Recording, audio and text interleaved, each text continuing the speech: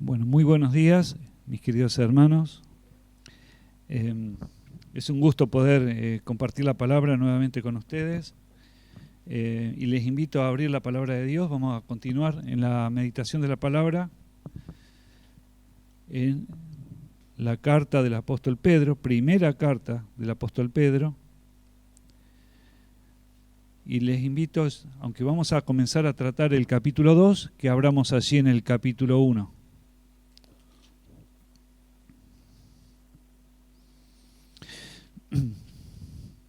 Es importante comprender o recordar esto, que esto es una carta.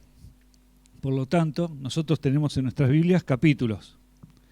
Y los capítulos son divisiones que se han hecho posteriormente a la carta para poder encontrar los párrafos.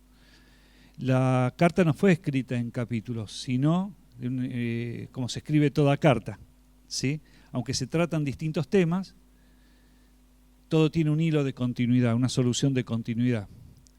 Así que cuando nosotros vamos a la carta del apóstol Pedro, tenemos que ver en el contexto, conviene ver así para poder comprender el versículo que vamos a tratar, de qué es lo que estuvo tratando Pedro allí.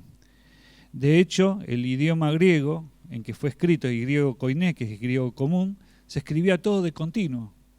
No había puntuación ni mayúsculas.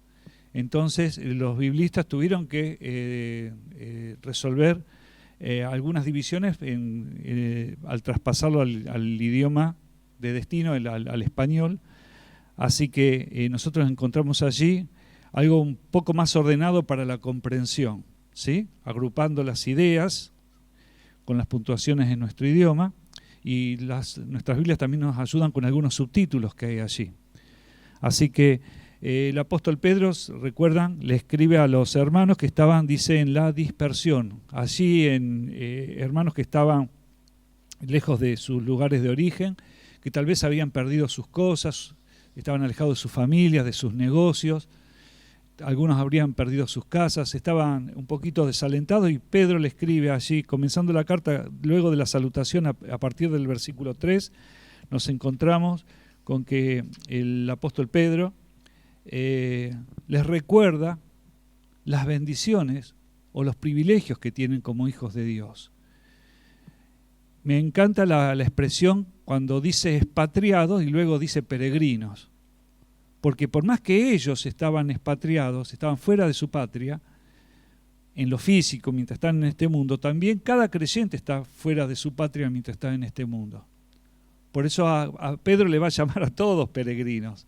Y la palabra de Dios nos muestra que cada creyente es peregrino, porque solemos cantar también una canción que dice: el mundo no es mi hogar, soy peregrino aquí.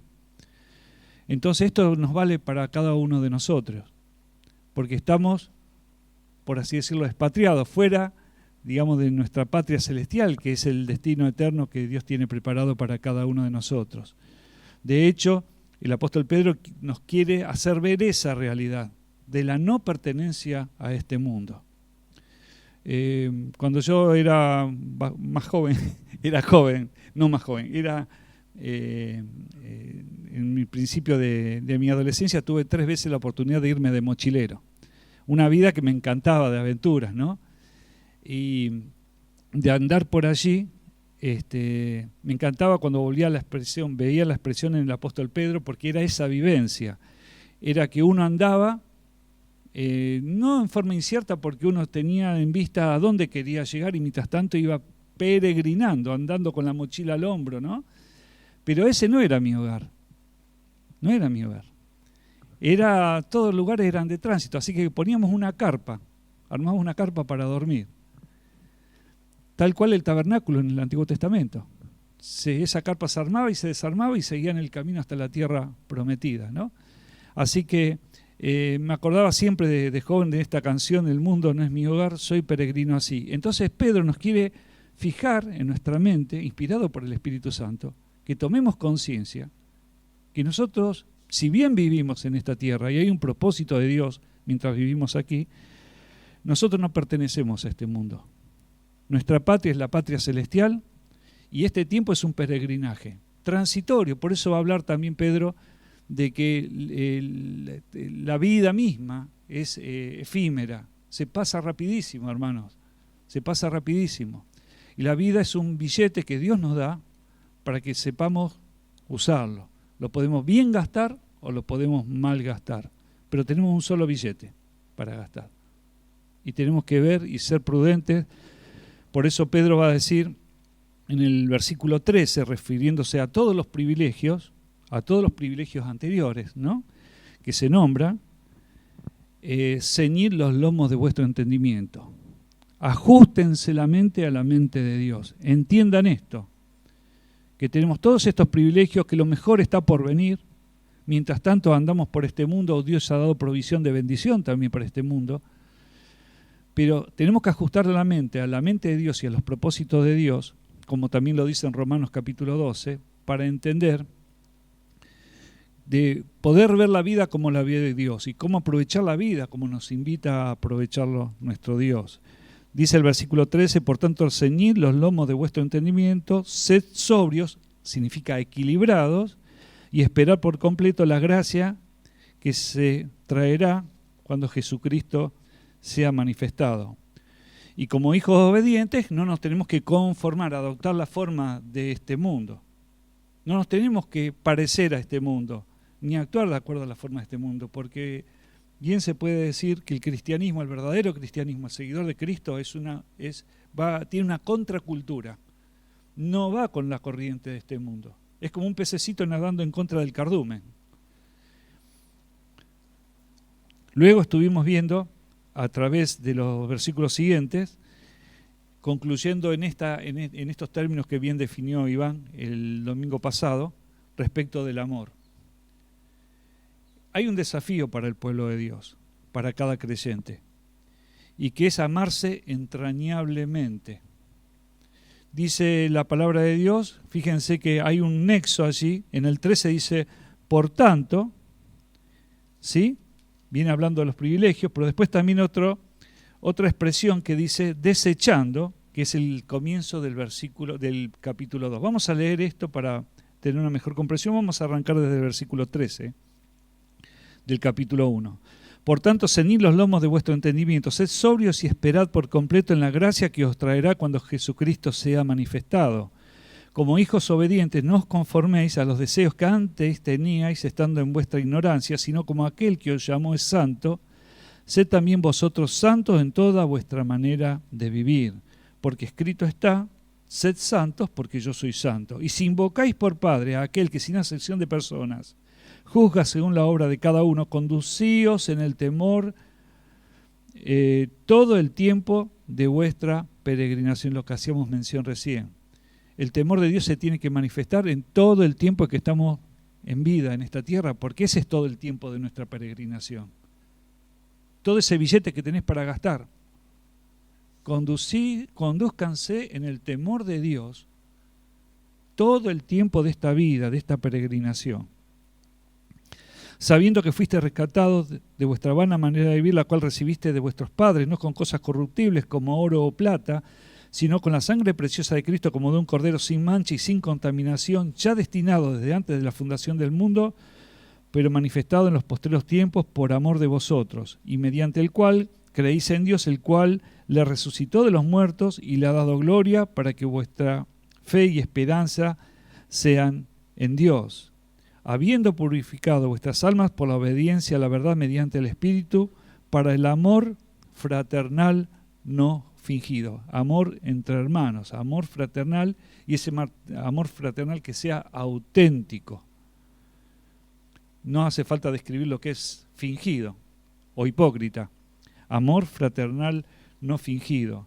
Amados unos a otros entrañablemente de corazón puro.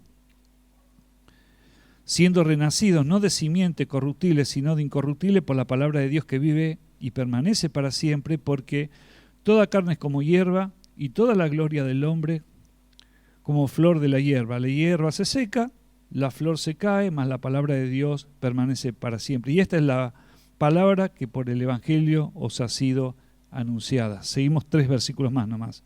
Capítulo 2. Desechando pues toda malicia, todo engaño, hipocresía, envidias y todas las distracciones, desead como niños recién nacidos la leche espiritual no adulterada, para que por ellas crezcáis para salvación, si es que habéis gustado la benignidad del Señor. Fíjense que comienza el capítulo 2 con la palabra desechando, porque está afectado algo que viene diciendo anteriormente. Vieron que hay todas conexiones, y si uno no lee las conexiones, no puede entender desde dónde arranca Pedro con su exposición a los creyentes. Y esto es para todos los creyentes de todos los tiempos, no solamente para los que estaban en la dispersión, es bien pertinente para nuestro tiempo. En el versículo 22 habla de el amor fraternal no fingido, amados unos a otros, entrañablemente de corazón puro. Y si ustedes alternan las palabras de puro corazón, como va a suceder en otra frase que vamos a ver en el comienzo del 2, no es lo mismo amor puro que puro corazón. Como no es lo mismo pura leche que leche pura. Prestemos atención a estos detalles que nos habla el apóstol Pedro. Lo que califica el corazón es que es puro, significa que no hay absolutamente nada contaminado en ese corazón. Cuando uno dice de puro corazón, tal vez uno dijera que le puso fuerza, le puso garra. Pero cuando uno dice corazón puro, califica al corazón. Lo está calificando con que allí no se va a encontrar ninguna contaminación ni nada, y se va a expresar así. Es otra cosa. Comienza el capítulo 2 desechando. Y esto aplica a lo que anteriormente viene diciendo el apóstol Pedro respecto a las relaciones en la iglesia, las relaciones interpersonales entre los hermanos, de ese amor entrañable y ese corazón puro. Decía el Señor Jesucristo, en esto sabrán que son mis discípulos, en que predicarán el Evangelio. Decía así. Yo no hallo eso, si bien los creyentes tienen que predicar el Evangelio, sino que dice la palabra de Dios, y lo dice Juan, que nos amemos los unos a los otros. Es lo que califica, es la marca de la iglesia, es el amor no fingido, el amarse entrañablemente unos a otros. Pero miren lo que atenta contra ese amor que es el que Dios quiere. Así en el versículo 1 nos encontramos con que el apóstol Pedro va a decir ahora las cosas que hay que incorporar, decía en el párrafo anterior, pero la que hay que desechar es lo que se ocupa en el versículo 1. Desechando pues, y hay una pequeña listita de las cosas que hay que desechar. Dice, desechando pues toda malicia, todo engaño, hipocresía, envidias y todas las distracciones, y después dice, desead. Pero vamos a ver en otra versión, me encantó ver esto en otra versión que es la Nueva Versión Internacional. No estoy promocionando esta traducción, sigo prefiriendo la Reina Valera, pero nos ayuda a la comprensión del texto bíblico. Miren cómo dice la Nueva Versión Internacional, en estos 3 versículos del capítulo 2, cómo lo expresa. Primero les voy a leer la traducción que podemos tener todos nosotros, que es en español, y después la traducción de la Nueva Versión Internacional del inglés, traducido al español. Dice así, por tanto, abandonando toda maldad y todo engaño, hipocresía, envidias y toda calumnia. Deseen con ansias la leche pura de la palabra, como niños recién nacidos. Así por medio de ella crecerán en su salvación. Ahora que han probado lo bueno que es el Señor. Pero mírenlo como dice la versión inglesa. Por consiguiente, despojados de toda maldad, de todo engaño, de hipocresía, de envidias y de toda clase de murmuración. Como niños recién nacidos, sentid apetito por la leche espiritual pura, para que así nutridos podáis progresar en el camino de la salvación. Ahora que habéis gustado lo bueno que es el Señor. Ahora que habéis gustado lo bueno que es el Señor. Dice en el primer versículo, desechando pues toda malicia, todo engaño, toda hipocresía, envidias, todas calumnias, dice la Nueva Versión Inglesa que leíamos recién, toda maldad, todo engaño, de hipocresía, de envidias y toda clase de murmuración. Hermanos, estas son las cosas que atentan contra el amor fraternal, ese amor que tiene que ser no fingido y ese amor que tiene que ser puro, ese amor que tiene que ser entrañable. Que haya este tipo de cosas. Vieron que la Reina Valera dice, y todas las detracciones allí, sobre el final del capítulo 1. Y estuve viendo un poquitito en el original y se acerca bastante esta expresión de la NBI cuando dice murmuraciones. ¿Y qué es murmuración? Es parecida la etimología de esta palabra a la palabra bárbaro, porque viene de un sonido, barbar, y cuando no entendían qué estaban diciendo aquellos extranjeros, le decían que eran bárbaros, porque le escuchaba como repetir barbar, entonces les llamaban bárbaros a aquellos. Y nosotros en el uso que le damos hoy a esta palabra decimos qué bárbaro, como qué bárbaro, qué estupendo, le damos esa expresión, pero los bárbaros eran un pueblo al cual fue calificado, estigmatizado por la forma de pronunciar, porque no la entendían aquellos que se acercaban a ese pueblo. Pero la palabra murmuración, que significa hablar por lo bajo, viene del murmur, y cuando uno se acerca a un lugar donde hay, a lo mejor en Córdoba, en algún lugar, y escucha un sonido allí, de fondo dice, acá hay un arroyo cerca, porque hay como un murmullo. Es hablar por lo bajo, es un sonido que se da por lo bajo. Y la murmuración es algo que atenta contra la unidad del pueblo de Dios y contra el amor fraternal a aquel que tiene que ser no fingido. Porque es aquel que viene con alguna expresión que tendría que decirse por lo alto, en alta voz, pero no va a ser conveniente decirlo porque sabe que no está bien lo que está haciendo, ¿no? Y lo expresa de una forma que otra persona puede escucharlo y ser cómplice de aquello que está escuchando. Llámese chisme, tal vez. Eso destruye el amor fraternal. Todo tipo de murmuraciones, de detracciones que dice la Reina Valera, en el original se expresa mejor con que son murmuraciones. Tanto aquel que viene con un murmullo para hablar por lo bajo como aquel que lo escucha y calla y tal vez después lo reproduzca, eso se llama pecado, eso se llama murmuración. Eso está tratado en la palabra de Dios un montón de veces y es más, hay juicio respecto de esto. Juicios severos vemos en el Antiguo Testamento inclusive respecto a la murmuración. ¿De qué hablar también, como dice en el versículo 1, respecto de la hipocresía y de las envidias? Fíjense que está en plural la palabra envidia, porque podemos hablar de distintos tipos de envidia. Es como el niño, que va a aparecer ahora la figura del niño, o la analogía del niño, y el niño desea, en su inocencia, ¿no? Pero desea algo que tiene el otro, y lo desea.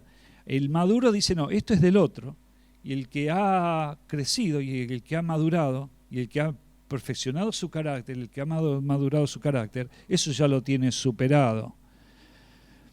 Dice, también abandonando toda maldad y abandonando todo engaño. Dice la palabra, no mintáis los unos a los otros. Tal vez tengamos incorporado este tipo de cosas. ¿Y qué está diciendo Pedro? Todas estas cosas tienen que ser abandonadas. Todas estas cosas tienen que ser dejadas. Pero luego que sean dejadas o estemos en ese proceso de dejarlo, dice el versículo 2, desead o anhelad como niños recién nacidos la leche espiritual no adulterada. Toda esa frase, como niños recién nacidos, es la palabra bebé. Es la palabra bebé en la original. Desead como niños recién nacidos la leche espiritual no adulterada para que por ella crezcáis para salvación. ¿Es que alguien puede dar una orden para que uno tenga un deseo? Me parece que es imposible, ¿no? Desear porque alguien me ordene que yo desee algo. Pero saben, esto es lo que el Señor quiere que deseemos y se hace posible porque el poder de Dios lo puede hacer en nuestra vida. Que deseemos como niños recién nacidos. ¿Cómo desea un niño recién nacido la leche de su mamá? ¿Cómo lo desea? Es impresionante y quienes han sido mamás saben de qué se trata y de qué estamos hablando. Le podés ofrecer un sándwich de milanesa, el mejor asado a ese bebé y ese bebé solamente va a querer esa leche. Esa leche que está en el seno de su mamá y esa leche que no está contaminada. Va a querer sí o sí esa leche y la va a querer una y otra vez cada vez que tenga hambre. Y va a llorar y parece que se va a terminar el mundo de la forma como va a llorar ese chico hasta que no se lo amamante con esa leche. Respecto de esa leche y en esta analogía, está diciendo que la forma en que tenemos que amar la palabra de Dios, y eso lo hemos estudiado en el Salmo 119, tiene que ser de esa forma. Desear la leche espiritual no adulterada. Y esto no está hablando de que un primer alimento, él está hablando de cómo el niño anhela esa leche, así el creyente tiene que anhelar la palabra de Dios. En el Salmo 119, como mencionaba recién, muchas veces vemos al salmista con ese deseo profundo por la palabra de Dios, ese amor por la palabra de Dios, esa dependencia, ese ir y venir, porque él iba a la palabra y la palabra podía hacer cambios transformadores en su vida. ¿Con qué limpiará el joven su camino? Con guardar su palabra. Con guardar tu palabra. En mi corazón he guardado tus dichos para no pecar contra ti. La palabra que hace el cambio transformador. Por eso habla de crecimiento. Y el versículo 2 está diciendo, desead, anhelad, como lo hace un bebé, la leche espiritual no adulterada. Y respecto de esto, de la leche espiritual no adulterada, obviamente que está hablando de la palabra de Dios. Yo me acordaba, y eso fue hace mucho tiempo, les puedo asegurar, creo que hace 50 años, que cerca de mi casa había un lechero que andaba con carro, o sea, con un carro y caballo, digamos, ¿no? Y llevaba la leche en los tambores de aluminio grandes y la jarra. Ustedes dirán, bueno, por eso fue 1810, ¿no? En la época de la colonia, bueno, no fue tan lejos. Todavía, allí por los años 70, venía el lechero, venía con la jarra y gritaba como hoy grita el heladero, como grita o llama, qué sé yo, el botellero. En aquel tiempo el lechero tenía un recorrido, la gente ya sabía el recorrido. Es más, se habla mucho, se conocía como al caballo del lechero, porque ya tenía memorizado el recorrido, así que el caballo iba solito haciendo el recorrido que tenía que hacer. Pero recuerdo haber visto lo que muchas veces se ha contado al respecto, que el lechero, con la misma jarra que era la medida para vender la leche, con la misma jarra tomaba agua y diluía más la leche. Porque esa leche, que era pura, inclusive se juntaba mucha nata arriba del tambor, que hoy se vende por separado, digamos, como crema de leche, este hombre, ¿qué hacía? No lo hacía en público. Uno lo veía que en alguna maniobra se mandaba esa, de echarle agua, estirar un poco más la leche, porque eso que no costaba nada, que era el agua, podía cobrarse como 1 litro de leche. Entonces, ¿qué estaba haciendo el adulto? Adulterando. El adulto adulterando. Esa leche no estaba tal vez contaminada, pero sí estaba estirada, ¿no? Pero hoy vemos que muchos de los productos que consumimos están contaminados, inclusive la leche. Pero ¿a qué quería llegar con esto? La palabra de Dios, y nos tenemos que acercar a ella buscando con corazón sincero la voluntad de Dios y que ella nos hable. Con corazón sincero, con actitud devocional, a esa leche espiritual que no esté adulterada. ¿Saben? Porque estamos viviendo un tiempo que es muy difícil porque viene muy adulterada la leche espiritual.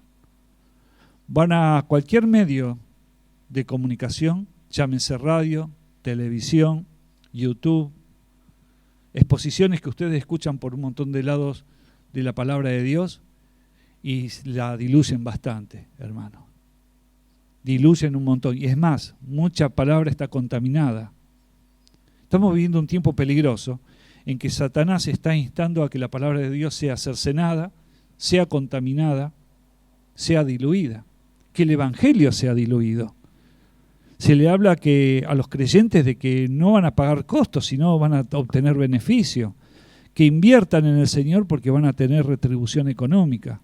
Hermano, eso es toda leche diluida. Y lo que dice el apóstol Pedro es la leche espiritual no adulterada, la leche pura. Como les mencionaba antes, tal vez te sirvan un café con leche y te pongan mucha cantidad de leche, más de la que vos esperabas en ese café con leche, y vos digas, oh, pero esto es pura leche. Estás diciendo es mucha cantidad, ¿cierto? No importa la calidad, te pusieron mucha cantidad. Pero distinto es cuando decimos leche pura, porque esa expresión pura califica la leche, y que esa leche no fue adulterada, es tal cual salió de la vaca. Es así como tenemos que anhelar, tener ese deseo de ir a la palabra de Dios, ir a la fuente, y como los hermanos de Berea, así en la antigüedad está relatado en Hechos de los Apóstoles, verifiquemos lo que escuchamos. Lo que escuchamos en todos lados, desde esta plataforma, como lo que escuchamos por radio o los que vemos en un devocional. Porque mucha de esa leche está contaminada. Muchas veces son expresiones de hombres y expresiones inclusive de buena voluntad. Y lamentablemente se escucha de hermanos que dicen, qué lindo que habló tal o qué linda que fue tal predicación. Pero hermanos, era de leche diluida. Era leche contaminada. Dice la palabra de Dios que en los posteriores tiempos muchas personas van a tener comezón de oír y van a querer escuchar lo que quieren escuchar. Pero hay muchos predicadores inescrupulosos que van a predicar lo que vos quieras escuchar. Y el hombre de Dios está desafiado a exponer la palabra de Dios en forma pura. Pura. Guste o no guste a los oyentes. Por eso Dios puede poner este deseo en tu corazón. Lo que pasa es que no nos gusta muchas veces que se nos diga la verdad. Pero este deseo Dios lo puede poner y de hecho lo pone en el corazón. Desead, anhelad como niños, como hace el niño recién nacido, la leche espiritual no adulterada para que por ella crezcáis para salvación. ¿Qué quiere decir esto? ¿Que yo para ser salvo tengo que crecer? No está hablando de esto en la palabra de Dios. La salvación se puede hablar de tres partes principales acerca de lo que es nuestra salvación. De un pasado, donde fuimos nosotros justificados, el día que creímos en Cristo como nuestro Salvador, que depositamos la fe en Él, fuimos sellados con el Espíritu Santo y allí comenzó esta nueva vida en Cristo. Eso ocurrió una vez en el tiempo y a partir de allí Dios nos ha sellado y nos desafía a un camino de santificación, que es la otra etapa por la cual hoy en nuestro presente estamos viviendo, el desafío de la santificación que también estaba hablando el apóstol Pedro. Sed santos porque yo soy santo. Así lo repitió el Señor muchas veces en el Antiguo Testamento y es el desafío también para nuestro tiempo.